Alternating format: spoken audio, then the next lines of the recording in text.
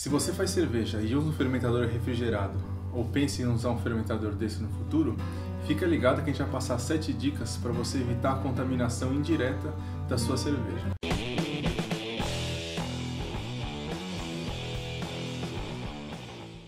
Primeiro eu vou falar para que você usa um fermentador refrigerado. Como você sabe, na fase de fermentação e maturação da cerveja, o controle da temperatura é muito importante. Você consegue controlar essa temperatura de várias maneiras. A maneira que a maioria dos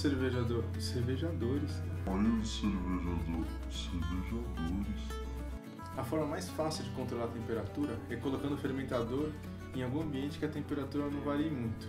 Então, se você tiver algum quarto onde não tem sol, colocar em algum armário, a temperatura se mantém constante, você vai ter um controle básico aí da temperatura. Outra maneira de conseguir controlar essa temperatura é colocando o fermentador dentro de uma geladeira ou de uma câmara fria. Assim, a temperatura externa esfria o fermentador, que vai esfriar a cerveja. E o método mais utilizado nas cervejarias é o fermentador refrigerado. Nesse sistema, você tem um líquido que vai estar a uma temperatura mais baixa e vai resfriar de maneira indireta a sua cerveja. Então, você não tem contato direto do líquido refrigerante com a sua cerveja. Isso pode ser tanto com uma serpentina submersa dentro da cerveja, ou pode ser, no caso dos fermentadores que a gente mais vê em cervejaria, que é aquele cilindro cheio de cerveja e por fora tem uma camisa com um fluido refrigerante. Acontece que para conseguir uma certa temperatura na cerveja, você tem que colocar um fluido refrigerante a uma temperatura mais baixa do que essa.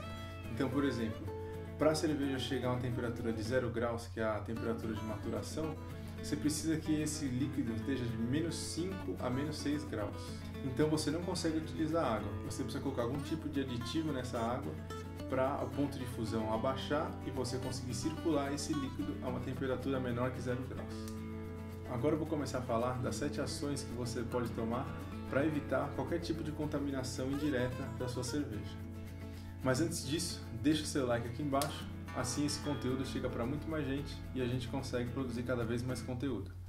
A primeira dica: em hipótese alguma, utilizar o mono ou dietilenoglicol como agente anticongelante nos sistemas de refrigeração indireta. Esses dois elementos, o mono e o dietilenoglicol, são muito tóxicos, então você não deve utilizar esses fluidos no seu processo. Assim, você elimina o risco de contaminação por esses dois elementos que são muito tóxicos. O segundo ponto: sejam utilizados produtos apropriados e de grau alimentício, tais como álcool etílico potável ou propilenoglicol, nos sistemas que possam ter contato incidental com a cerveja e substituir fluidos que não têm grau alimentício de imediato. Assim, se por acaso tiver algum vazamento que vai parar na cerveja, você não tem risco de intoxicar alguém com esse fluido. Ponto 3. Revisão preventiva imediata de equipamentos e pontos críticos de contaminação envolvendo esses processos. Então, todo equipamento que tiver nesse processo de refrigeração tem que passar por uma inspeção para ver se tem algum tipo de vazamento que já está ocorrendo no sistema, tanto nos tanques quanto nas tubulações e válvulas. O quarto ponto: revisão das normas internas de controle, inspeção e manutenção dos equipamentos envolvidos nos processos de resfriamento, com a rotineira inspeção desses pontos.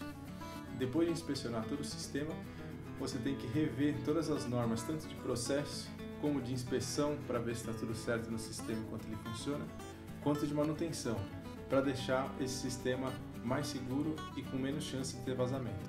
Agora o quinto ponto: instalação de sensores de nível do reservatório do sistema de refrigeração dotados de alarmes para detecção de vazamentos.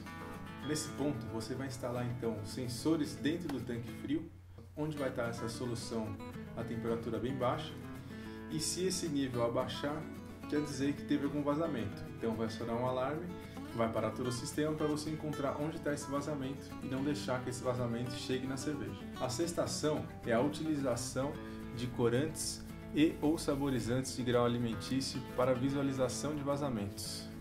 Com essa medida, se ocorrer qualquer vazamento que vai parar dentro da cerveja, a inspeção de qualidade vai perceber alguma alteração na cor da cerveja e no seu sabor, e vai já parar a produção e procurar onde está esse vazamento.